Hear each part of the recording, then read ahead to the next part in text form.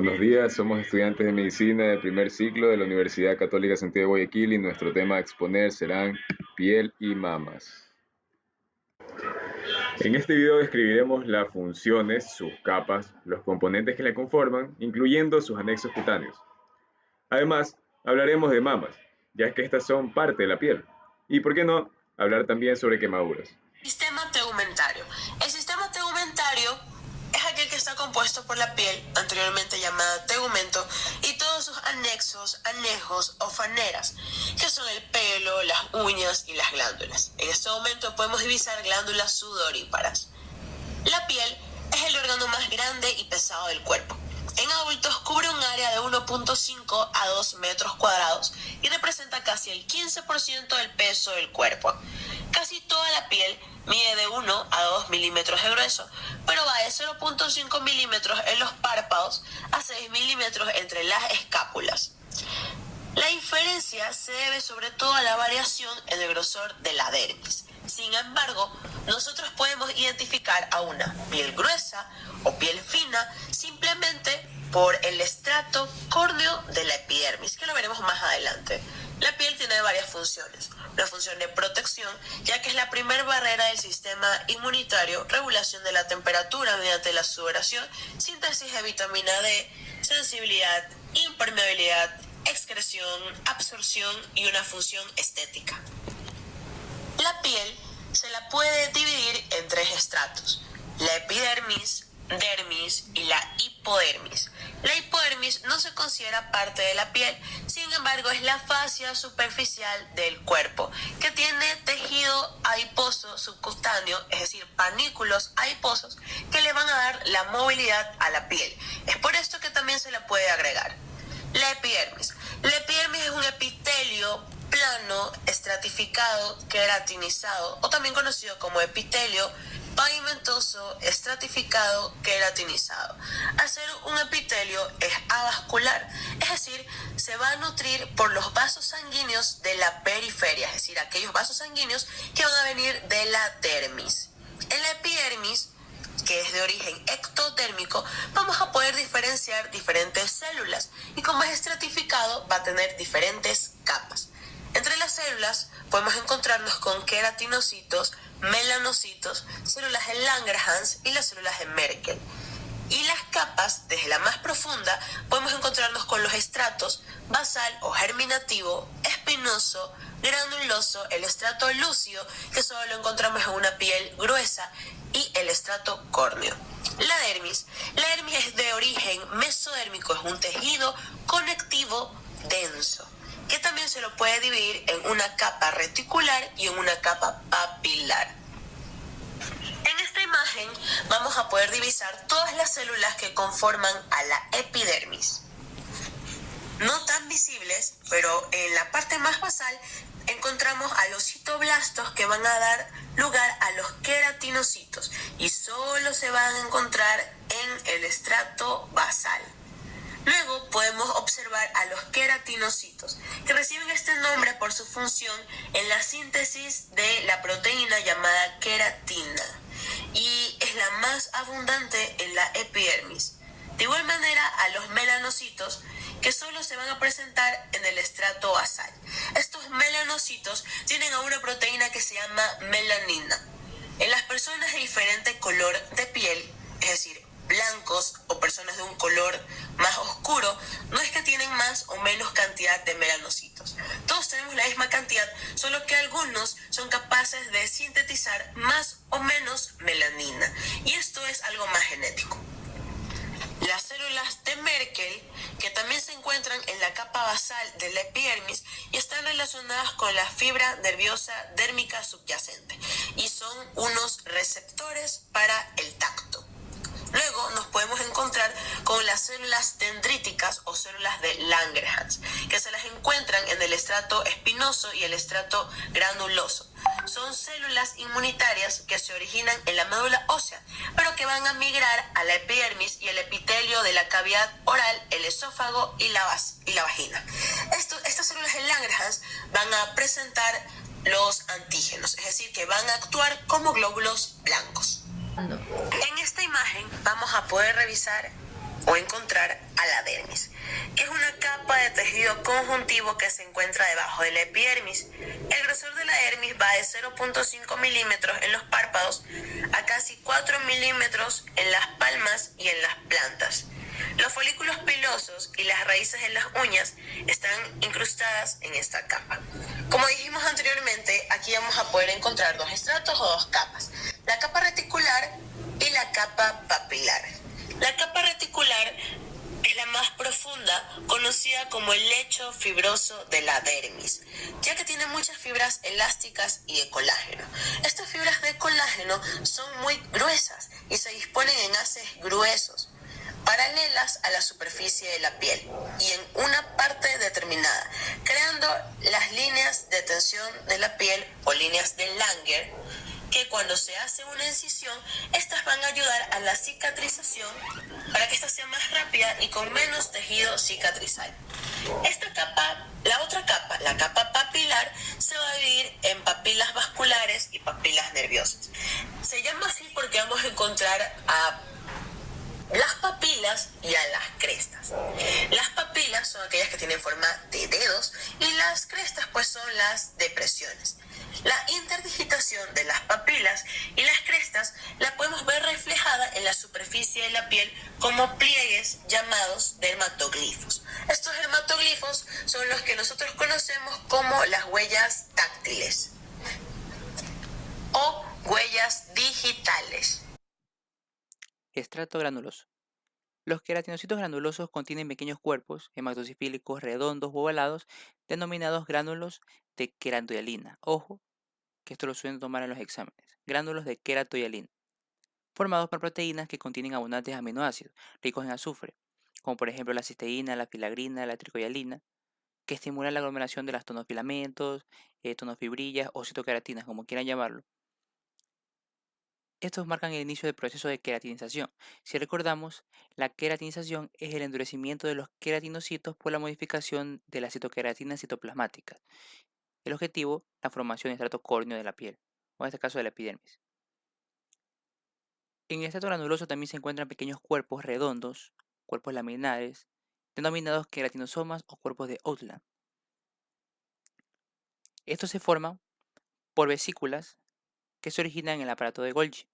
Están formados por pilas de lámina de lípidos que al fusionarse con la membrana plasmática excretan o vierten su contenido al ambiente al extracelular, lo que le da la característica impermeable a la piel, ¿ok? Formando una barrera lipídica, como vemos en la imagen, una barrera lipídica, en este caso es la membrana plasmática y el citoplasma. El estrato córneo es el estrato más externo y superficial de la epidermis, conectado con córneo-desmosomas, embebido en una matriz extracelular rica en lípidos no polares y organizados en capas. En esta última etapa los queratinocitos pierden su núcleo, se llenan de queratina y se rodean por una capa de células cornificadas, además de lípidos unidos covalentemente. Esto es lo que le da la característica de dureza a la piel. Una patología muy característica es el pénfigo, ¿ok? En el cual la descamación no ocurre en las capas más superficiales de la piel, sino en las capas intermedias. Por lo tanto, forma espacios que se llenan de líquidos, causan infecciones e inflamación. Los melanocitos. Los melanocitos contienen gránulos ovalados recubiertos por una membrana, melanosomas y melanosomas, además de un núcleo electrodenso que produce melanina. ¿Cómo se produce la melanina? Se convierte tirosina en un pigmento intermedio, a su vez este se polimeriza produciendo melanina. La melanina se une a las proteínas formando un complejo activo melanoproteico. Este complejo atraviesa las prolongaciones de los melanocitos para llegar a los queratinocitos y a su vez expresar la melanina. Como vemos en este corte de piel, de epidermis, vemos cómo los melanocitos expresan melanina en las capas de la epidermis. Eumelanina, una coloración marrón y negra, y feomelanina, una coloración mucho más rojiza. Independientemente que la piel tenga citocinas inhibidoras de patógenos, existen células especializadas reconocedoras de antígenos como lo son las células de Langerhans. Se localizan en todas las capas de la epidermis, pero son más abundantes en las capas de células espinosas, como en la gráfica. Reconocen antígenos y son una parte importante del sistema inmunitario. Las células de Langerhans poseen un núcleo pálido y ovalado, rodeado por citoplasma pálido, a partir del cual se extienden prolongaciones citoplasmáticas entre los queratinocitos. El citoplasma de las células de Langerhans contiene glándulos de Bicker, característicos, dispersos, que son estructuras en forma de bastón con extracciones transversales periódicas. Una característica importante de estas células es que son las únicas capaces de atravesar todos los estratos de la piel, rompiendo los enlaces de desmosomas. Su función, identificar, engullir y eliminar patógenos, una función macrófago, además de estimular el sistema inmunitario para la producción de anticuerpos. Las células de Merkel. Las células de Merkel son receptores sensitivos de la epidermis, son escasos y difíciles de mostrar en la piel normal, se sitúan en la capa basal y se parecen a los melanocitos. Las células de Merkel forman uniones sinápticas con las terminaciones nerviosas periféricas de la base de la célula y algunas uniones demosómicas con los queratinocitos adyacentes. Aparecen aislados o en grupos asociados a una estructura denominada disco piloso o disco táctil de Merkel, como vemos en la imagen. Localizado por debajo de la membrana basal, estos agrupamientos parecen constituir receptores de tacto, ¿ok? Y a veces se los denomina corpúsculos táctiles. Los anejos cutáneos también son parte de la piel. Están compuestos por un aparato pilosebáceo, glándulas y conductos sudoríparos écrinos y glándulas apócrinas. En esta imagen podemos observar un aparato pilosebáceo, glándulas apócrinas y glándulas écrinas. El aparato pilosebáceo también tiene diferentes características. Por ejemplo, el pelo deriva del epitelio del folículo. La vaina radicular externa del folículo es una epidermis modificada. Cada tronco piloso está formado por 2 o 3 capas de queratina altamente organizadas. El músculo erector del pelo fija la posición del folículo piloso y del tronco piloso. Además, las glándulas sebáceas se van a desarrollar como invaginaciones laterales de la vaina radicular externa. El sebo es una mezcla de lípidos que contiene triglicéridos y diversas ceras complejas. El número y tamaño de su actividad sebácea de una zona a otra de la piel. Estas son las características principales de un aparato pilosebáceo. A continuación, vamos a hablar sobre el aparato pilosebáceo y vamos a explicar las características mencionadas antes. Pero primero, ¿qué compone el aparato pilosebáceo? ¿Qué lo compone? Lo que lo compone va a ser un folículo piloso, vaina pilosa, glándula sebácea y el músculo erector del pelo, el que podemos observar aquí. El folículo piloso va a ser una estructura epitelial tubular.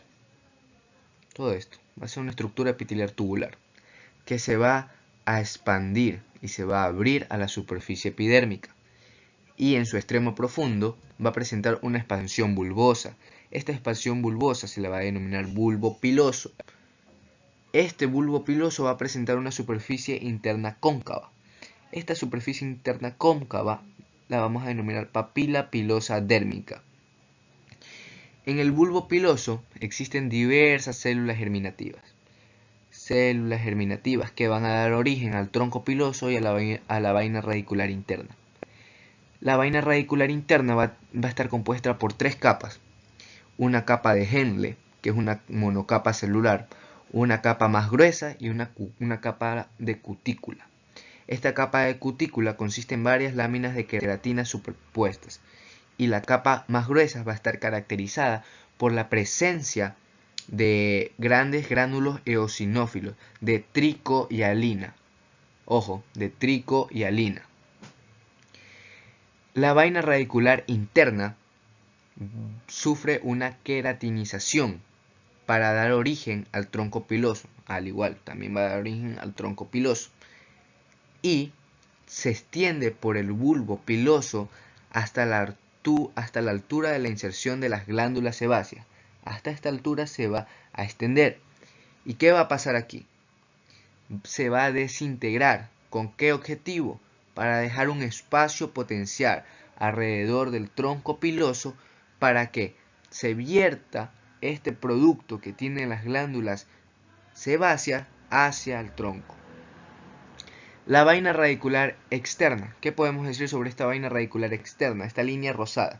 Podemos decir que se va a encontrar fuera de la capa radicular interna y va a ser una epidermis modificada. ¿Qué quiere decir esto? Que va a tener 3 capas. tres capas del epiderme, obviamente, que va a ser la basal, espinosa y granulosa. Por fuera de esta capa vamos a encontrar una membrana. Esta membrana se va a denominar membrana vítrea. Lo que observamos aquí, membrana vítrea. A continuación vamos a tener lo que es el tronco piloso. Este tronco piloso va a estar, es lo que va a ser el pelo. Va a tener tres capas, de 2 a 3 capas de queratina altamente organizada. La primera capa va a ser la médula. Médula. ¿En qué se encarga? Es un componente variable que falta en los vellos más finos y cuando está presente está formada por capas de células poliédricas densamente agrupadas. La médula va a estar formada por células poliédricas. A continuación vamos a tener lo que es la corteza. La corteza está formada por queratina densa. Y por último, la cutícula. Esta cutícula está formada por una única capa de escamas queratinosas aplanadas que se exponen y superponen de un modo muy organizado. Por último, también tenemos lo que es el músculo erector del pelo. Este músculo es propio del pelo, obviamente. Por eso tiene el nombre de músculo erector del pelo. Y lo que va a hacer es va a tener levantado el pelo. Este músculo erector del pelo va a nacer de esta vaina, de la vaina folicular fibrocolágena. De aquí va a nacer el músculo erector del pelo. Y se discurre oblicuamente hacia la dermis superficial. Se discurre oblicuamente, como observamos en el gráfico. Vamos a tener también las glándulas sebáceas. Estas glándulas sebáceas segregan una mezcla de lípidos denominada sebo, que permanece prácticamente inactivo hasta la pubertad, tras la cual, después de la pubertad, va a crecer y va a empezar a segregar. En la imagen B vamos a tener un corte transversal de un folículo piloso, inmediatamente por debajo de las glándulas sebáceas. Vamos a tener aquí un tronco piloso, restos de médula central, vaina radicular interna, vaina radicular externa, membrana vítrea y vaina radicular fibrocolágena externa. Ya sabemos que esta vaina de fibrocolágena es la que va a dar origen al músculo erector del pelo. En la imagen C vamos a tener un corte transversal de un folículo piloso justo por encima del bulbo piloso, en lo cual también vamos a encontrar tronco piloso, vaina radicular interna, vaina radicular externa y la vaina radicular fibrocolágena externa. En la imagen D vamos a encontrar corte transversal de un bulbo piloso mostrando melanocitos. Estos que vamos a observar aquí, esto que está señalando, van a ser los melanocitos. Y por último vamos a encontrar un corte longitudinal de un bulbo piloso. Esto es un corte longitudinal. Básicamente este corte vamos a tenerlo aquí. Hablemos sobre las glándulas sebáceas. Las glándulas sebáceas van a segregar una mezcla de lípidos denominados sebo. Van a permanecer prácticamente inactivas hasta la edad de la pubertad, en la cual se van a comenzar a crecer y van a empezar a segregar el sebo. Estas glándulas sebáceas van a estar formadas por lobulillos de grandes células poliédricas, poco teñidas con abundantes gotitas lípidas y pequeños núcleos centrales oscuros. En esta imagen vamos a ver una microfotografía de una glándula sebácea. Esto va a ser las glándulas sebáceas, abierta de un estrecho de conducto al folículo piloso, y el sebo se va a formar por la necrosis de las células cargadas de lípidos de la glándula.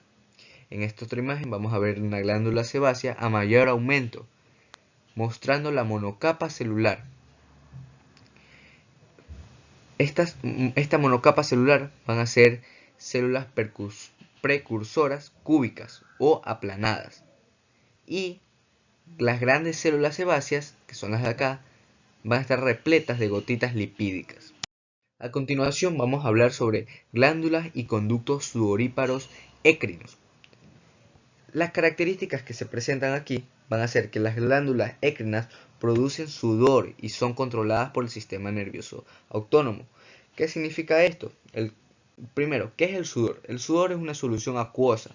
Acuérdense, el sudor es una solución acuosa, hipotónica, con pH neutro o ligeramente ácido, y va a contener diversos iones, sobre todo sodio, potasio y cloro. Ojo, sudor va a tener iones de sodio, potasio y cloruro. Y otra de las características que va a presentar que las glándulas y conductos sudoríparos écrinos se hallan por toda la piel. ¿Qué quiere decir esto? Que lo vamos a encontrar especialmente en la frente, el cuero cabelludo, axilas, palmas y plantas, en forma como invaginaciones de la epidermis, en torno a la semana 16 de la vida intrauterina. Aquí vamos a observar diferentes cortes histológicos de glándulas y conductos écrinos. En la primera imagen vamos a observar una microfotografía mostrando glándulas y conductos écrinos en la dermis profunda. Lo que vamos a observar aquí van a ser los conductos y lo que vamos a observar de este lado derecho van a ser las glándulas. En la siguiente imagen vamos a observar también una microfotografía a gran aumento, mostrando las glándulas, cómo las glándulas están formadas por células mioepiteliales, que van a ser las de aquí, células mioepiteliales, y células secretoras. Y en la parte superior vamos a encontrar lo que son los conductos. En la tercera imagen vamos a ver un corte fino en resina epoxi teñido con azul de toluidina. En este lado vamos a observar las células mioepiteliales, la glándula y los conductos. En la última vamos a observar una microfotografía mostrando la porción intraepidérmica de un conducto écrino. Aquí vamos a observar, además se va a observar que es una espiral y a veces denominado acroceringio. En este corte vamos a observar las células de revestimiento que se van a producir pequeños gránulos de queratoialina. Esto que vamos a ver son los pequeños granos de queratoialina. Por último tenemos las glándulas apócrinas. Estas glándulas apócrinas tienen sus principal características que van a producir una secreción viscosa y ligeramente lechosa. ¿Gracias a qué va a dar esta secreción? Se van a dar gracias a estímulos externos, como por ejemplo el miedo y la excitación sexual. En el hombre, las glándulas apócrinas se concentran principalmente en la región perineal, alrededor del ano, en los genitales, en las axilas.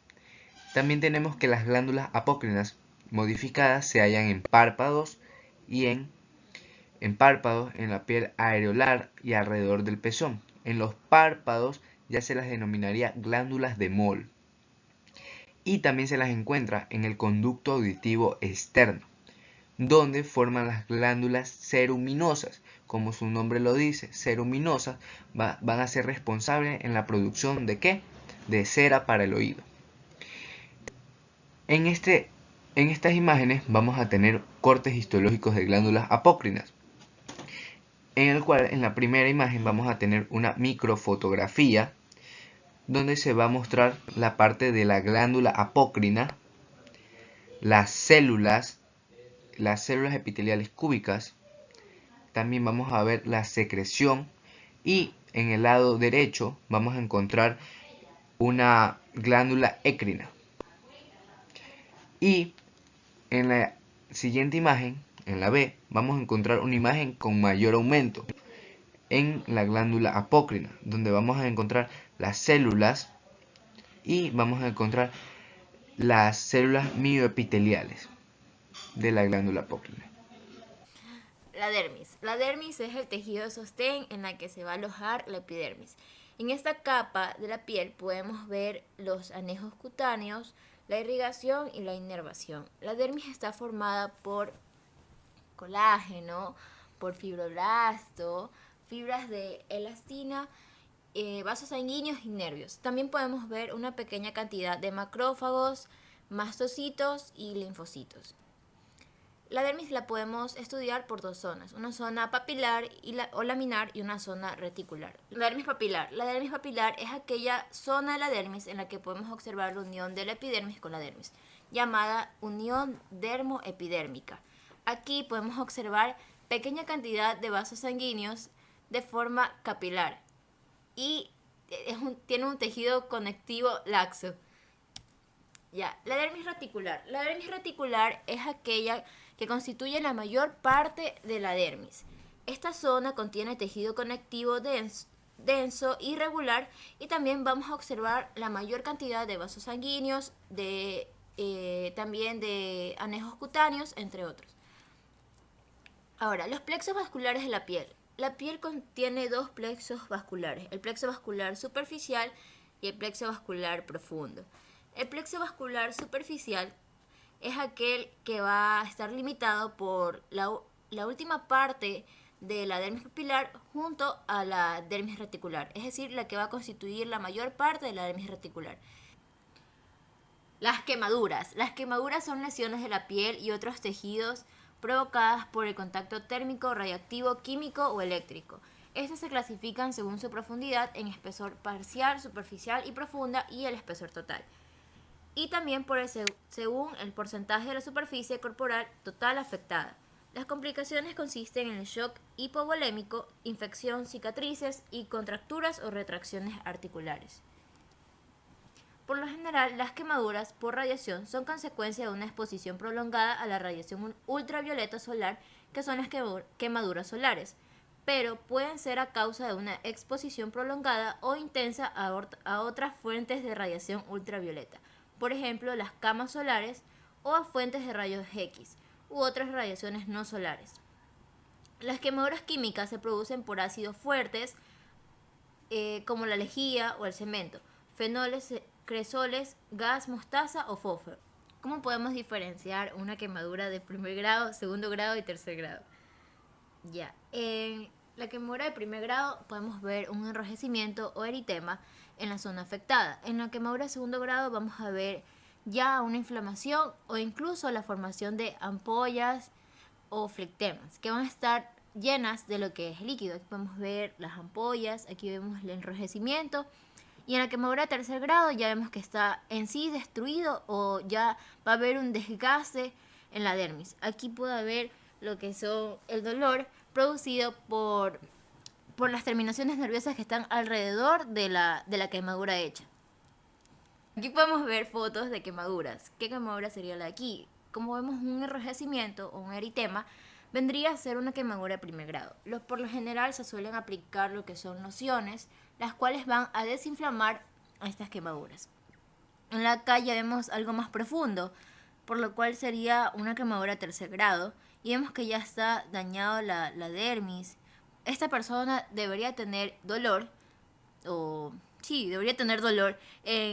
alrededor de la quemadura, ya que encontramos ahí las terminaciones nerviosas libres.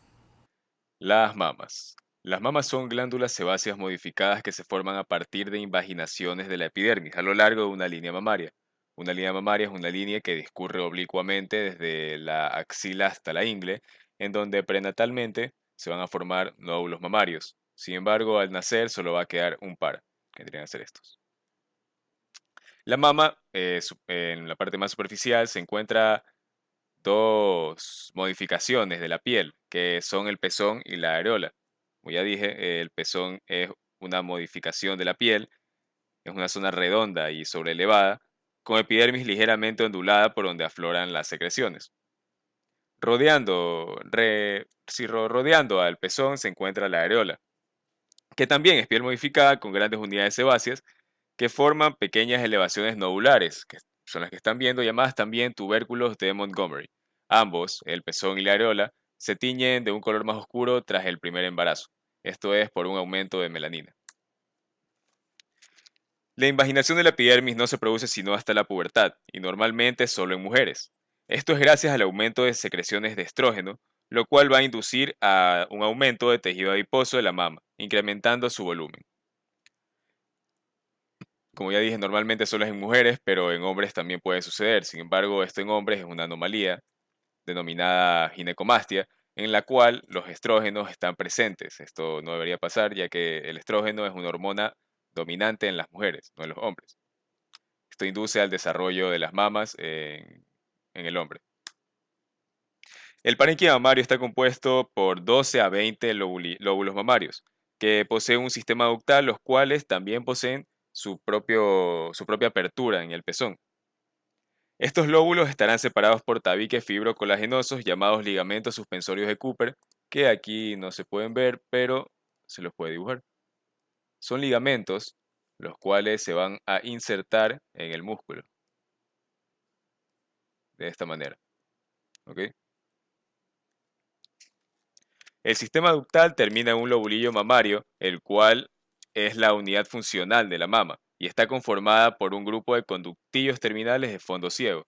Esto vendría a ser una imagen más didáctica de lo que es el sistema ductal, en donde comienza por un poro galactófero, se va a los senos lactíferos, que aquí es donde se aloja eh, las secreciones, conductos galactóferos, conducto lobulillar, conductos intralobulillares que van a desembocar siempre en un lobulillo.